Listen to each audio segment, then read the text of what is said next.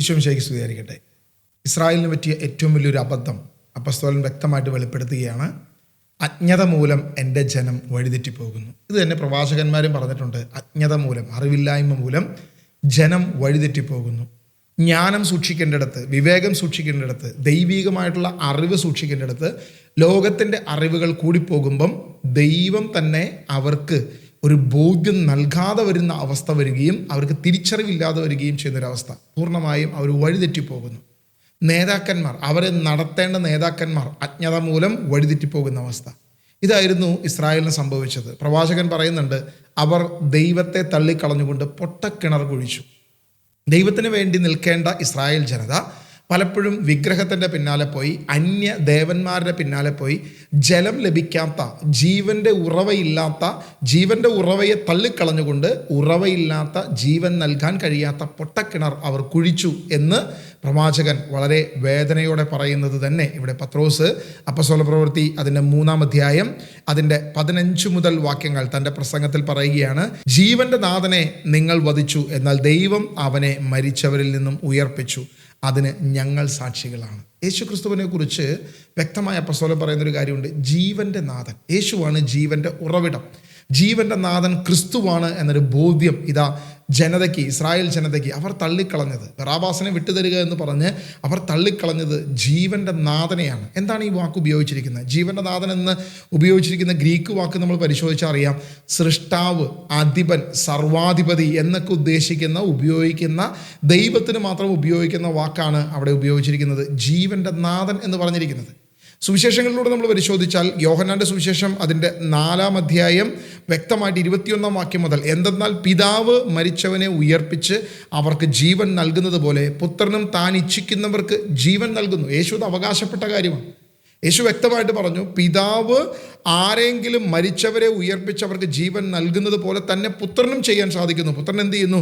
പുത്രനും താൻ ഇച്ഛിക്കുന്നവർക്ക്, താൻ ആഗ്രഹിക്കുന്നവർക്ക് ജീവൻ നൽകുന്നു. പുത്രനും ഇഷ്ടപ്പെടുന്നവന് ജീവൻ നൽകാൻ അധികാരമുണ്ട്. വീണ്ടും 22-ാം വാക്യം പറയാണ്, പിതാവ് താൻ ഇച്ഛിക്കുന്നവർക്ക്, പിതാവ് ആരെയും വിധിക്കുന്നില്ല, വിധി മുഴുവൻ പുത്രനെ ഏൽപ്പിച്ചിരിക്കുന്നു. പിതാവിനെ ആദരിക്കുന്നത് പോലെ എല്ലാവരും പുത്രനെ ആദരിക്കേണ്ടതിനാണിത്. പുത്രനെ ആദരിക്കാത്തവരാരും അവനെ അയച്ച പിതാവിനെ ആദരിക്കുന്നില്ല. അതായത് ദൈവത്തെ ഒരുവൻ ആദരിക്കുമ്പോൾ, യഹോവയെ ദൈവമെന്ന് വിളിച്ച്, സർവശക്തനായ ദൈവത്തെ ദൈവമെന്ന് വിളിച്ച് ആദരിക്കുന്നത് പോലെ തന്നെ പുത്രനെയും ജനം ആദരിക്കണം എന്നുള്ളത് കൊണ്ട് പിതാവ് ജീവൻ നൽകുന്നത് പോലെ തന്നെ പുത്രനും ജീവൻ നൽകുന്നു. ഇവർ തമ്മിൽ യാതൊരുവിധ വ്യത്യാസവുമില്ല. പിതാവ്, പുത്രൻ, പരിശുദ്ധാത്മാവ്, ത്രിയേക ദൈവത്തെയാണ് വിശുദ്ധ ബൈബിൾ നമുക്ക് മുന്നോട്ട് വയ്ക്കുന്നത്. വ്യക്തമായിട്ട് പിതാവ് എന്താണോ പുത്രൻ അങ്ങനെ തന്നെയാണ് പരിശുദ്ധാത്മാവും. അതായത് പിതാവ് ജീവൻ നൽകുന്ന പോലെ തന്നെ പുത്രനും ജീവൻ നൽകാൻ സാധിക്കുന്നു. പുത്രന് ജീവൻ ഉള്ളതുപോലെ തന്നെ പരിശുദ്ധാത്മാവും, മാറ്റമില്ല. ഇവിടെ വ്യക്തമായിട്ട് നമ്മുടെ മുൻപിൽ വെക്കുന്ന ഒരു പ്രധാനപ്പെട്ട കാര്യം, പിതാവിനെ ബഹുമാനിക്കുന്നത് പോലെ തന്നെ പുത്രനെയും ബഹുമാനിക്കേണ്ടതിന്, പിതാവിനെ എങ്ങനെ ആരാധിക്കുന്നോ അതുപോലെ പുത്രനെ ആരാധിക്കേണ്ടതിന്, പിതാവിനെ എങ്ങനെ ആദരിക്കുന്നു, ബഹുമാനിക്കുന്നു, ഭയപ്പെടും അതുപോലെ തന്നെ പുത്രനെയും. കാരണം യാതൊരുവിധ വ്യതിയാനവുമില്ല. നിങ്ങൾ അവനെയാണ് തള്ളിക്കളഞ്ഞത്. ഇസ്രായേൽ ജനത്തോട് പറയുക, അല്ലയോ ജനതയെ, നിങ്ങൾ ശ്രേഷ്ഠമെന്ന് കരുതി ആരാധിക്കുകയും ബഹുമാനിക്കുകയും ചെയ്യുന്ന ദൈവത്തെ തന്നെയാണ് നിങ്ങളുടെ ഇടയിൽ അവൻ അയച്ചത്. കഴിഞ്ഞ 3.5 വർഷക്കാലം അവൻ്റെ പരസ്യജീവിതം അവൻ തന്നെയായിരുന്നു. ആ അവനെയാണ്, ആ ദൈവത്തെയാണ് നിങ്ങൾ എന്ത് ചെയ്ത്? തള്ളിക്കളഞ്ഞത്. ജീവൻ്റെ നാഥനെ, ജീവൻ്റെ ഉറവിടത്തെയാണ് നിങ്ങൾ തള്ളിക്കളഞ്ഞത്. ലോകം ഇന്ന്, നമ്മൾ ശാസ്ത്രലോകം വലിയ അറിവിൻ്റെ ലോകത്താണ് നമ്മളായിരിക്കുന്നത്. വലിയ രീതിയിൽ ശാസ്ത്രം വളർന്നു കഴിഞ്ഞു. അതായത് ജീവൻ്റെ ഉറവിടമായ കോശങ്ങളെ സൃഷ്ടിക്കാൻ കഴിവുള്ള ഒരു ശാസ്ത്ര ലോകത്താണ് നമ്മളിത് ജീവിക്കുന്നത്. കൃത്രിമമായി ഒരു കോശത്തെ ഉൽപ്പാദിപ്പിക്കാൻ അല്ലെങ്കിൽ നിർമ്മിക്കാൻ കഴിയുന്ന അത്രത്തോളം ശാസ്ത്രം വളർന്നു എന്ന് നമുക്ക് പരിശോധിച്ച് മനസ്സിലാക്കാം. പക്ഷേ അവിടെയും നമ്മൾ കാണുന്നൊരു പ്രധാനപ്പെട്ട വിഷയമുണ്ട്. കോശത്തെ പൂർണ്ണമായി സൃഷ്ടിക്കാൻ ഇന്ന് വരെ ശാസ്ത്രത്തിന് കഴിഞ്ഞിട്ടില്ല. അതായത് സീറോയിൽ നിന്നും, ശൂന്യതയിൽ നിന്നും ഒരു കോശത്തെ നിർമ്മിക്കാനോ സൃഷ്ടിക്കാനോ ശാസ്ത്രത്തിന് കഴിഞ്ഞിട്ടില്ല. മുൻപുള്ള കോശങ്ങളിലേക്ക് ചില രാസപ്രവർത്തനങ്ങളിലൂടെ കൃത്രിമമായി ഉൽപ്പാദിപ്പിക്കാൻ കഴിഞ്ഞു എന്നുള്ളത് സത്യം തന്നെയാണ്. അതായത് ആ DNA ഘടന അവർക്കുണ്ടാക്കാൻ കഴിഞ്ഞിട്ടുണ്ട്. പലതും കൃത്രിമമായി സൃഷ്ടിക്കാൻ കഴിഞ്ഞിട്ടുണ്ട്. ഒരു ഡോളി എന്ന് പറയുന്ന ആടിനെ പോലും സൃഷ്ടിക്കാൻ കഴിഞ്ഞിട്ടുണ്ട് എന്നുള്ളത് കറക്റ്റ് തന്നെയാണ്. പക്ഷേ കൃത്രിമമായി ജീവനെ, അതിൻ്റെ ഉറവിടത്തെ, പൂർണ്ണമായി ജീവനെ സൃഷ്ടിക്കാൻ ഇന്ന് വരെ ശാസ്ത്രത്തിന് കഴിഞ്ഞിട്ടില്ല. കാരണം ജീവൻ്റെ ഉറവിടം ക്രിസ്തുവാണ്. ജീവൻ്റെ ഉറവിടം ക്രിസ്തു ആയതിൽ തന്നെ ശൂന്യതയിൽ നിന്നും ഒരു ജീവനെ സൃഷ്ടിക്കാൻ ഒരിക്കലും സാധിക്കത്തില്ല എന്ന് വ്യക്തമായിട്ട് നമുക്കറിയാം. കാരണം ജീവൻ്റെ ഉറവിടം ദൈവമാണ്. അത് ശാസ്ത്രത്തിന് പോലും കഴിയുന്നില്ല എന്ന് പറഞ്ഞു വയ്ക്കുമ്പം, കാരണം അത്രത്തോളം നമ്മൾ വളർന്നു, എത്രത്തോളം ശാസ്ത്രലോകം മുന്നോട്ട് പോയി, പക്ഷേ അപ്പോഴും ജീവൻ്റെ ഉറവിടമായ ക്രിസ്തുവിനെയാണ് നിങ്ങൾ തള്ളിക്കളഞ്ഞത് എന്ന് പത്രോസിൻ്റെ ആ വാക്യം വളരെ വലിയ പ്രാധാന്യമാണ് നമുക്ക് നൽകുന്നത്. കാരണം വചനം പറയുന്നു, പരിശുദ്ധനായവനെ, നീതിമാനായവനെ നിങ്ങൾ നിരാകരിച്ചു, അവനെ വിട്ടുകളഞ്ഞു, ജീവൻ്റെ നാഥനെ നിങ്ങൾ വധിച്ചു. യേശുവാണ് ജീവൻ്റെ നാഥൻ. ഈ ഭൂമിയിലേക്ക് മരണം ഈ ഭൂമിയിൽ ആധിപത്യം സ്ഥാപിച്ചപ്പോൾ ആ മരണത്തെ മാറ്റി ജീവനെ ഈ ഭൂമിയിലേക്ക് കൊണ്ടുവന്നവൻ അവനാണ്. 16-ാം വാക്യം പറയുകയാണ്, അവൻ്റെ നാമത്തിലുള്ള വിശ്വാസം മൂലം, അവൻ്റെ നാമമാണ് നിങ്ങൾ കാണുകയും അറിയുകയും ചെയ്യുന്ന ഈ മനുഷ്യൻ സുഖപ്പെട്ട്, അവനിലുള്ള വിശ്വാസമാണ് നിങ്ങളെ അവരുടെ മുൻപിൽ ഈ മനുഷ്യനെ പൂർണ്ണ ആരോഗ്യവാനായി നിർത്തിയിരിക്കുന്നത്. അപ്പോസ്തലനായ പത്രോസ് പറയുകയാണ്, ഞങ്ങളൊന്നും ചെയ്തില്ല, ഞങ്ങളുടെ കരമല്ല, ഞങ്ങളുടെ ശക്തിയല്ല, ഞങ്ങളുടെ ബലമല്ല, ഞങ്ങളുടെ കഴിവല്ല, കഴിവ് ദൈവത്തിൻ്റെയാണ്.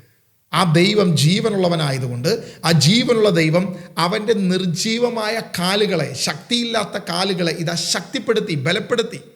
അവന് ബലം നൽകിയത് ദൈവമാണ്. കാരണം അവനാണ് ജീവൻ്റെ ഉറവിടം. അവന് മാത്രമേ സാധിക്കത്തുള്ളൂ. ഒരു വിഗ്രഹത്തിനും സാധിക്കത്തില്ല ജീവനെ തിരിച്ചു കൊണ്ടുവരാൻ. ഒരു വിഗ്രഹത്തിനും സാധിക്കത്തില്ല അത്ഭുതം ചെയ്യാൻ, അടയാളം ചെയ്യാൻ. ഏതെങ്കിലും വിഗ്രഹത്തിൽ അത്ഭുതങ്ങളോ അടയാളങ്ങളോ സംഭവിക്കുന്നുണ്ടെങ്കിൽ അത് ദൈവം ചെയ്യുന്നതല്ല, സാത്താൻ ചെയ്യുന്നതാണ്. വചനം വ്യക്തമായിട്ട് പറയുന്നു, ആകാശത്ത് നിന്ന് അഗ്നി ഇറക്കുക പോലും അവന് ചെയ്യാൻ പറ്റും. അപ്പോസ്തലനായ പൗലോസ് പറയുക ഗലാത്യ ലേഖനത്തിൽ, ഞങ്ങൾ പോയി കഴിഞ്ഞാൽ ഏതെങ്കിലും ഒരുവൻ ഞങ്ങളുടേതെന്ന് വന്ന് പറയുന്ന ദൂതൻ തന്നെയാണെങ്കിലും അത് എതിർ സുവിശേഷമാണെങ്കിൽ അവൻ ശപിക്കപ്പെടട്ടെ. സുവിശേഷത്തിന് വിരുദ്ധമായി വിഗ്രഹങ്ങളിൽ അത്ഭുതം സംഭവിക്കുന്നത് അത് സുവിശേഷ വിരുദ്ധമായി ചെയ്യുന്നതാണ്. അത് ശപിക്കപ്പെട്ടവൻ ഈ ഭൂമിയിലേക്ക് കൊണ്ടുവരുന്നതാണ് എന്ന് വ്യക്തമായിട്ട് അപ്പോസ്തലന്മാർ നമ്മളെ പഠിപ്പിക്കുന്നു. ഇവിടെ ദൈവം പറയുന്ന കാര്യം, ദൈവത്തിൻ്റെ വചനം പറയുന്ന കാര്യം, പത്രോസ് പറയുന്ന കാര്യം, ജീവൻ്റെ ഉറവിടമാണ് ക്രിസ്തു. അതിനാൽ ആ ഉറവിടത്തെ തള്ളിക്കളഞ്ഞു. എന്നാൽ ഇതാ ഒരു മുടന്തനായ, ജന്മന നടക്കാൻ കഴിയാത്തവൻ്റെ അവൻ്റെ കാലുകളിലേക്ക് ശക്തി പകർന്ന്, അവൻ്റെ ശക്തിയില്ലാത്ത, ശേഷിയില്ലാത്ത അവൻ്റെ കാലുകളെ ബലപ്പെടുത്തിയത്, ജീവൻ നൽകിയത്, ആ കോശങ്ങളിലേക്ക് ജീവൻ പകർന്നത് യേശുവാണ്.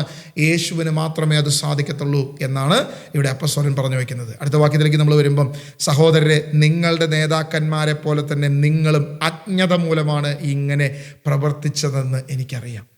ഇന്നും അങ്ങനെ തന്നെയാണ് സംഭവിക്കുന്നത്. അന്ന് എന്ത് സംഭവിച്ചു? പുരോഹിതന്മാർ പ്രേരിപ്പിച്ചു ജനത്തെ അവനെ തള്ളിക്കളയാൻ, യേശുവിനെ തള്ളിക്കളയുവാൻ, യേശുവിനെ സ്വീകരിക്കാതിരിക്കാൻ.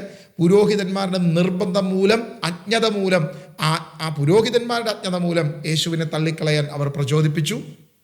ജനത്തിൻ്റെ അജ്ഞത മൂലം യേശുവിനെ അവർ തള്ളിക്കളഞ്ഞു. ഇത് വ്യക്തമായിട്ട് പത്രോസ് പറയുക, ഞങ്ങൾക്കറിയാം നിങ്ങളുടെ അജ്ഞത മൂലമാണ്, നിങ്ങളുടെ നേതാക്കന്മാരും അജ്ഞത മൂലമാണ് ഇത് ചെയ്തത്. ഇന്ന് നമ്മുടെ ചുറ്റും ഇതേ അജ്ഞത നിഴലിക്കുക. പലപ്പോഴും നമ്മളും ജീവൻ്റെ നാഥനെ തള്ളിക്കളയാൻ ഇടവരുത്തുന്നത്, ജീവൻ്റെ നാഥൻ നമ്മളോട് ചെയ്തൊരു ഉടമ്പടിയുണ്ട്, ക്രിസ്തു നമ്മളോട് ചെയ്ത ഉടമ്പടി, ജീവൻ്റെ ഉറവിടമായ വിശുദ്ധ കുർബാനയാകുന്ന ഏറ്റവും ശ്രേഷ്ഠമായ ഉടമ്പടി. എന്നാൽ ആ ഉടമ്പടിയെ തള്ളിക്കളഞ്ഞുകൊണ്ട് നമ്മൾ എന്ത് ചെയ്യുന്നു? പലപ്പോഴും പുതിയ ഉടമ്പടി, മറ്റൊരു ഉടമ്പടിയിലേക്ക് പോകുന്നു.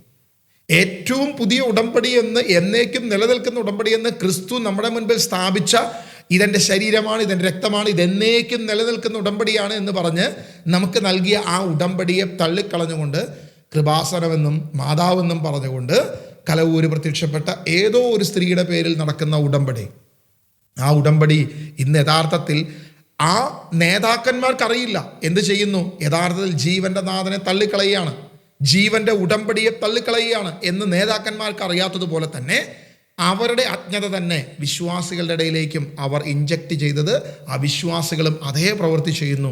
ജീവൻ്റെ ഉടമ്പടിയെ അവർ തള്ളിക്കളയുന്നു, ജീവൻ്റെ നാഥനെ അവർ തള്ളിക്കളയുന്നു.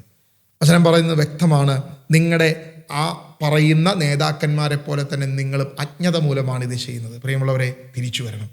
കർത്താവായ യേശുവിൻ്റെ നാമത്തിലാണ് ഞാൻ അപേക്ഷിക്കുന്നത്. ഏക ഉടമ്പടി ക്രിസ്തുവിൻ്റെ ഉടമ്പടിയാണ്, മറ്റൊരു ഉടമ്പടിയുമില്ല. ദൈവം മറ്റൊരു ഉടമ്പടിയും നമുക്ക് നൽകിയിട്ടില്ല എന്ന് വചനത്തിൽ വ്യക്തമായിട്ട് പറയുക. അപ്പോസ്തല പ്രവൃത്തി 3:18 മുതൽ വാക്യങ്ങൾ നമ്മൾ വായിക്കുമ്പോൾ, എന്നാൽ തൻ്റെ അഭിഷിക്തൻ ഇവയെല്ലാം സഹിക്കണമെന്നും പ്രവാചകന്മാർ വഴി ദൈവം മുൻകൂട്ടി അരുളി ചെയ്തത് അവിടുന്ന് ഇങ്ങനെ പൂർത്തിയാക്കി. അതിനാൽ നിങ്ങളുടെ പാപങ്ങൾ മായ്ച്ചു കളയാൻ പശ്ചാത്തപിച്ച് ദൈവത്തിലേക്ക് തിരിയുവിൻ. നിങ്ങൾക്കാകെ ഒറ്റ വഴിയേ ഉള്ളൂ, തിരിഞ്ഞ് ക്രിസ്തുവിലേക്ക് തിരിഞ്ഞോണം, പശ്ചാത്തപിച്ചോണം, ചെയ്തു പോയ തെറ്റിനെ ദൈവസന്നിധിയിൽ ഏറ്റു പറഞ്ഞോണം. പശ്ചാത്തപിച്ച് ദൈവത്തിലേക്ക് തിരിയുന്നില്ലെങ്കിൽ, ദൈവത്തിലേക്ക് നീ തിരിച്ചു വരുന്നില്ലെങ്കിൽ അത് വലിയ അപകടമാണ്, വലിയ അത്യാഘാതം നിങ്ങൾ സഹിക്കേണ്ടി വരുമെന്ന് വ്യക്തമായിട്ട് വചനം പറയുകയാണ്. നിങ്ങൾക്ക് കർത്താവിൻ്റെ സന്നിധിയിൽ നിന്നും സമാശ്വാസത്തിൻ്റെ കാലം വന്നെത്തുകയും നിങ്ങൾക്ക് വേണ്ടി ക്രിസ്തുവായി നിശ്ചയിക്കപ്പെട്ടിരിക്കുന്ന യേശുവിനെ അവിടുന്ന് അയക്കുകയും ചെയ്യും. ഇവിടെ ഇസ്രായേൽ ജനത്തോട് പറയുന്ന ഒരു പ്രധാനപ്പെട്ട വിഷയമുണ്ട്. അതായത് ദൈവം ക്രിസ്തുവിനെ നിങ്ങളുടെ മിശിഹയായി, നിങ്ങളുടെ ക്രിസ്തുവായി, നിങ്ങളുടെ അഭിഷിക്തനായി, നിങ്ങളുടെ രക്ഷകനായി അയച്ചു. എന്നാൽ നിങ്ങൾ അവനെ സ്വീകരിച്ചില്ല. നിങ്ങൾ അവനെ സ്വീകരിക്കാതെ അവനെ തള്ളിക്കളഞ്ഞു. ജീവന്റെ നാഥനെ നിങ്ങൾ തള്ളിക്കളഞ്ഞു. ഇനി എപ്പോൾ നിങ്ങൾ ജീവന്റെ നാഥനെ സ്വീകരിക്കുന്നുവോ അതുവരെ നിങ്ങൾ ഈ കഷ്ടത്തിൽ കഴിയേണ്ടി വരും. ഇത് ഇസ്രായേൽ ജനത്തോടുള്ളൊരു പ്രവചനമാണ്. യഥാർത്ഥത്തിൽ പത്രോസ് ആത്മാവിൽ നിറഞ്ഞ് ഇസ്രായേൽ ജനത്തോട് കൊടുക്കുന്ന ഒരു ഏറ്റവും വലിയ മുന്നറിയിപ്പാണ്, അല്ലയോ ഇസ്രായേൽ ജനമേ, ജീവന്റെ നാഥനെ തള്ളിക്കളഞ്ഞത് കൊണ്ട് നിങ്ങളും നിങ്ങളുടെ തലമുറയും നശിക്കും. ആരൊക്കെ പശ്ചാത്തപിച്ച് മനസ്തപിച്ച് ക്രിസ്തുവിലേക്ക് തിരിയുന്നുവോ, അനുതപിച്ച് കർത്താവായ യേശുവിലേക്ക് തിരിയുന്നുവോ അവർ രക്ഷ പ്രാപിക്കും. എന്നാൽ രക്ഷ പ്രാപിക്കാതെ മനസ്സിനെ കഠിനമാക്കി വെക്കുന്ന ആരൊക്കെ ഇസ്രായേൽ ജനത്തിലുണ്ടോ അവർക്കെല്ലാം ദൈവം നിശ്ചയിച്ച് അയച്ച മിശിഹായെ തള്ളിക്കളഞ്ഞത് മൂലം വലിയ നാശം സംഭവിക്കാൻ പോകുന്നു, വലിയ കഷ്ടത സംഭവിക്കാൻ പോകുന്നു. അത് സംഭവിക്കുകയും ചെയ്തു. അപ്പോസ്തലനായ പത്രോസിന്റെ ഈ പ്രസംഗത്തിന് ശേഷം AD 70 വരുമ്പം ഇസ്രായേൽ ജനം വലിയ കഷ്ടതയിലേക്ക് വരുന്നു. അവിടെ ടൈറ്റസിന്റെ സൈന്യം വന്ന് ജെറുസലേം ദേവാലയത്തെ തകർക്കുകയും അവിടെ ഉണ്ടായിരുന്ന ഇസ്രായേൽ മുഴുവൻ അടിമകളാക്കപ്പെടുകയും ചെയ്യുന്ന ഒരു വലിയ കഷ്ടത നമ്മളവിടെ കാണുന്നുണ്ട്. പിന്നീട് AD 138 140 വരുമ്പം ഇസ്രായേൽ പൂർണ്ണമായി പലായനം ചെയ്യപ്പെടുന്നൊരവസ്ഥ. തൻ്റെ ജനത്തിന് തൻ്റെ ദേശത്ത് നിൽക്കാൻ കഴിയാത്ത ഒരവസ്ഥ. എന്തുകൊണ്ടാണ്? ജീവന്റെ നാഥനെ തള്ളിക്കളഞ്ഞത് കൊണ്ട് അവർക്ക് സംഭവിച്ചത്, ദൈവം അവർക്ക് കൊടുത്ത അനുഗ്രഹത്തിൻ്റെ ദേശമായ വാഗ്ദത്ത ദേശം അവർക്ക് നഷ്ടപ്പെട്ടു.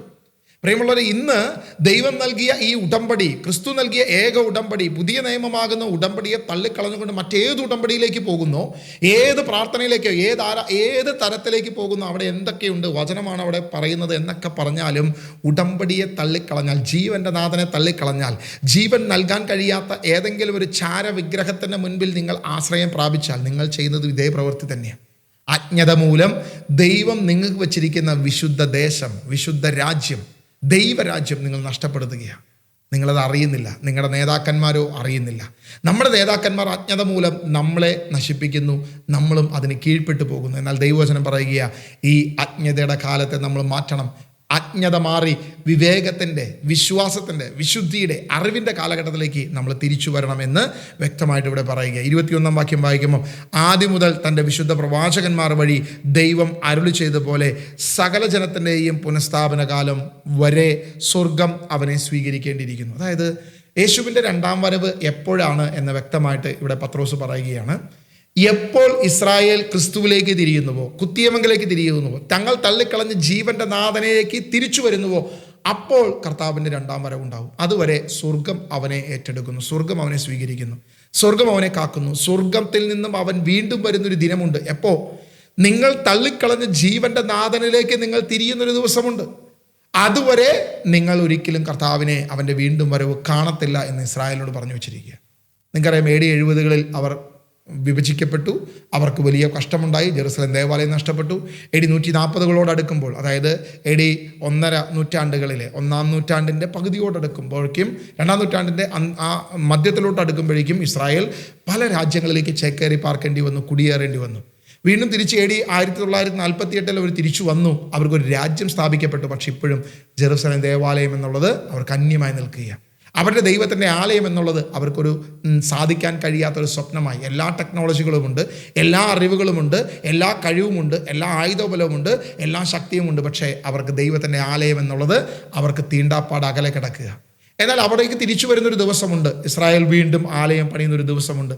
ആ ആലയം പണി തുടങ്ങിക്കഴിഞ്ഞാൽ, ആലയം പണി സംഭവിച്ചു കഴിഞ്ഞാൽ മുഴുവൻ രാജ്യങ്ങളും ഇസ്രായേലിനെതിരാകുകയും ചുറ്റുമുള്ള സകല രാജ്യങ്ങളും ഇസ്രായേലിനെതിരെ തിരിയുകയും വലിയ യുദ്ധങ്ങൾ ഉണ്ടാകുകയും ചെയ്യുമ്പോൾ ഇസ്രായേൽ നിലവിളിച്ച് കരയുന്നൊരവസ്ഥയുണ്ട്. ഇന്ന് ഇസ്രായേലിൻ്റെ വിജയം മാത്രമാണ് നമ്മൾ കാണുന്നത്.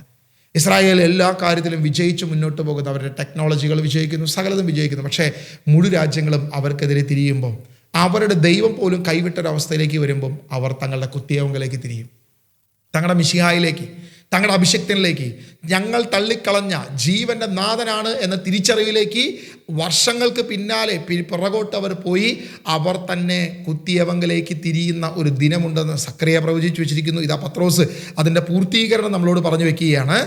അതുവരെ, അതായത് നിങ്ങൾക്ക് നിശ്ചയിക്കപ്പെട്ടിരിക്കുന്ന യേശുവിനെ നിങ്ങൾ തള്ളിക്കളയുകയും നിങ്ങൾ അവനെ സ്വീകരിക്കാതിരിക്കുകയും ചെയ്ത നിലം മുതൽ നിങ്ങൾ കഷ്ടതയിലേക്ക് പോയി. ആദ്യം മുതൽ തൻ്റെ വിശുദ്ധ പ്രവാചകന്മാർ വഴി ദൈവം അരുളി ചെയ്ത പോലെ, അനേക പ്രവാചകങ്ങളുടെ നിങ്ങളോട് അരുളി ചെയ്ത പോലെ സകലത്തിൻ്റെയും പുനഃസ്ഥാപന കാലം വരെ, അതായത് കുത്തിയവങ്കിലേക്ക് തിരിഞ്ഞ് ഇത് മുഴുവൻ പുനഃസ്ഥാപിക്കുന്ന ഒരു കാലം വരെ സ്വർഗം അവനെ സ്വീകരിക്കുന്നു. ദൈവം ക്രിസ്തു രണ്ടാം വരവ് അതാ തടഞ്ഞു വെക്കപ്പെട്ടിരിക്കുന്നു.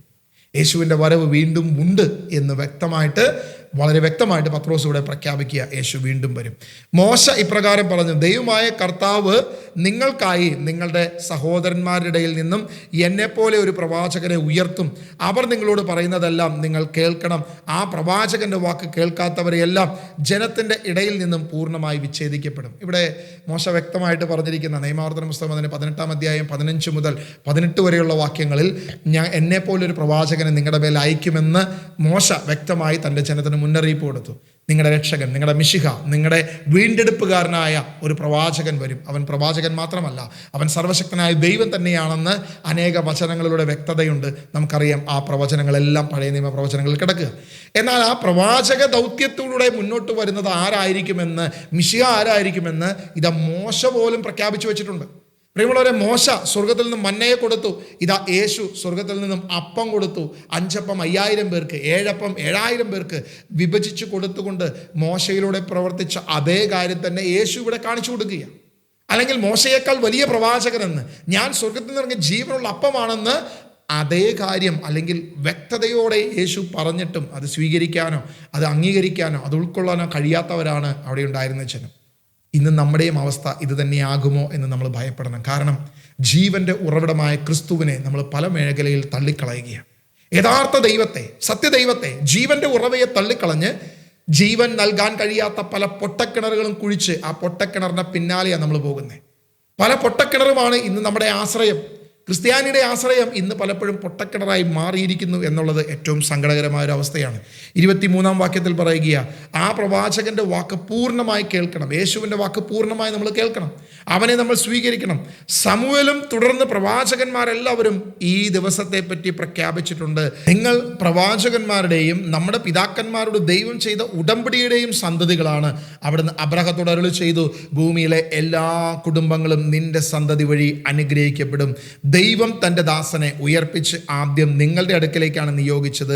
നിങ്ങൾ ഓരോരുത്തരെയും ദുഷ്ടതയിൽ നിന്നും പിന്തിരിപ്പിച്ച് അനുഗ്രഹിക്കാൻ വേണ്ടിയാണത്. പത്രോസിൻ്റെ പ്രസംഗത്തിൽ വ്യക്തമായിട്ട് പറയുകയാണ്, യേശുവിനെ അയച്ചത് നിങ്ങളുടെ ഇടയിലേക്കാണ്. യേശുവിൻ്റെ മിശിഹാത്വം നിങ്ങളുടെ ഇടയിലായിരുന്നു. യേശു കടന്നു വന്നത് ഇസ്രായേലിൽ നിന്നാണ്. യേശു അയക്കപ്പെട്ടത് ഇസ്രായേൽ ജനത്തിന് നടുവിലേക്കാണ്. മാത്രമല്ല, അവനെ നിങ്ങൾ തള്ളിക്കളഞ്ഞു. അവൻ മരിച്ചു, എന്നാൽ അവൻ ഉയർത്തെഴുന്നേറ്റു. അവൻ ഉയർത്തെഴുന്നേറ്റിട്ടും അയക്കപ്പെട്ടത് നിങ്ങളുടെ ഇടയിലേക്കാണ്. അവൻ പ്രത്യക്ഷപ്പെട്ടത് നമ്മുടെ അടുത്താണ്.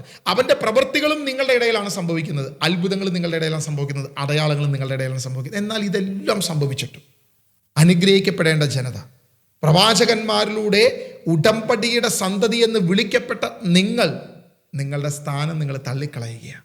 നിങ്ങൾ ഇല്ലാതെയാക്കുകയാണ്. നിങ്ങളെ നഷ്ടപ്പെടുത്തുകയാണ്. കാരണം ദൈവം പറഞ്ഞത്, നിന്റെ സകല ഭവനവും കുടുംബങ്ങളും അനുഗ്രഹിക്കപ്പെടും. ആരിലൂടെ? ക്രിസ്തുവിലൂടെ അനുഗ്രഹിക്കപ്പെടുമെന്നാണ് നിങ്ങളോട് ചെയ്ത വാഗ്ദത്തം. എന്നാൽ അവനെ സ്വീകരിക്കുന്നവർക്കാണ് ഈ അനുഗ്രഹം കടന്നു വരുന്നത്. ആര് അവനെ തള്ളിക്കളയുന്നുവോ അവർ ക്രിസ്തുവിനെ, ജീവന്റെ നാഥനെ തള്ളിക്കളയുന്നത് മൂലം അനുഗ്രഹം ജീവിതത്തിൽ അവൻ കാണത്തില്ല എന്നാണ് പറഞ്ഞത്. ഇന്ന് നമ്മുടെ ഇടയിൽ രോഗങ്ങളും കഷ്ടതകളും ദുരിതങ്ങളും വലിയ തരത്തിൽ പ്രസരിക്കുന്നുണ്ടെങ്കിൽ, വലിയ തരത്തിൽ അത് ഒരു തരത്തിലും കൺട്രോൾ ചെയ്യാൻ പറ്റാത്ത രീതിയിൽ ഇന്ന് ക്രിസ്ത്യാനിയുടെ ഇടയിൽ രോഗം ബാധിക്കുന്നുണ്ടെങ്കിൽ, പ്രതികൂലങ്ങൾ വരുന്നുണ്ടെങ്കിൽ, പ്രശ്നങ്ങൾ വരുന്നുണ്ടെങ്കിൽ, മുന്നോട്ട് പോകാൻ പറ്റാത്ത വലിയ പ്രതിസന്ധികൾ വരുന്നുണ്ടെങ്കിൽ നമ്മൾ തിരിച്ചറിയണം, നമ്മളും പൊട്ടക്കിണർ കുഴിച്ചിരിക്കുന്നു. ദൈവത്തിൻ്റെ ജീവൻ്റെ ഉറവയായ ക്രിസ്തുവിനെ നമ്മൾ തള്ളിക്കളഞ്ഞിരിക്കുന്നു. അതുകൊണ്ട് ഇസ്രായേലിനോട് പറയുന്നു, നിങ്ങളുടെ ഇടയിലേക്ക് അവനെ അയച്ചത്. ഇത് നമ്മുടെ ഇടയിലാണ് ക്രിസ്തു ഉള്ളത്. എന്നാൽ നമ്മൾ ക്രിസ്തുവിനെ തള്ളിക്കളഞ്ഞ് പലപ്പോഴും പൊട്ടക്കിണർ കുഴിക്കുന്ന അവസ്ഥയിലേക്കാണോ എന്ന് നമ്മൾ തിരിച്ചറിയണം. തിരിച്ച് ക്രിസ്തുവിലേക്ക് വരുവാൻ പ്രിയമുള്ളവരെ, ഇന്നാണ് ആ സമയം. ഇന്നാണ് യഥാർത്ഥ സമയം. കർത്താവ് അരുളി ചെയ്യുന്നു, ഇതാ ദൈവം പുനഃസ്ഥാപന കാലം ഇന്ന് നമ്മുടെ മുൻപിൽ കൊണ്ടുവന്ന് വെച്ചിരിക്കുകയാണ്. കർത്താവായ യേശു ക്രിസ്തു ഒരു എല്ലാത്തിനെയും പുനഃസ്ഥാപിക്കുന്ന ഒരു ദിവസം നമ്മുടെ മുൻപിൽ വെച്ചിരിക്കുക. അതുകൊണ്ട് അവനെ സ്വീകരിക്കുവാൻ, ഏക കർത്താവായ യേശുവിനെ രക്ഷകനും നാഥനും വിമോചകനുമായി സ്വീകരിക്കുവാൻ, അവനല്ലാതെ മറ്റൊന്നും എനിക്ക് വേണ്ട എന്ന് പറയുവാൻ, ഇതിനിടയിൽ കടന്നു വന്ന മറ്റൊരു പ്രാർത്ഥന രീതികളോ ആരാധന രീതികളോ മറ്റൊരു ഫോളോ അപ്പ് എനിക്ക് വേണ്ട. ദൈവത്തോടുള്ള ക്രിസ്റ്റോസെൻട്രിക് ആയിട്ടുള്ള ഏകസത്യ ദൈവമായി യേശുവിനെ ആരാധിച്ച് മുന്നോട്ട് പോകുന്ന, യേശു മാത്രമാണ് ഞങ്ങളുടെ ദൈവമെന്ന് പ്രസ്താവിക്കാൻ, അത് ശക്തമായി പറയുവാൻ കഴിയുന്ന ഒരു ക്രിസ്തീയ സമൂഹം കെട്ടിപ്പടുക്കുവാൻ ദൈവം നമ്മെ അനുഗ്രഹിക്കട്ടെ. ദൈവം നമ്മെ ബലപ്പെടുത്തട്ടെ എന്ന് പ്രാർത്ഥിക്കുന്നു. God bless you.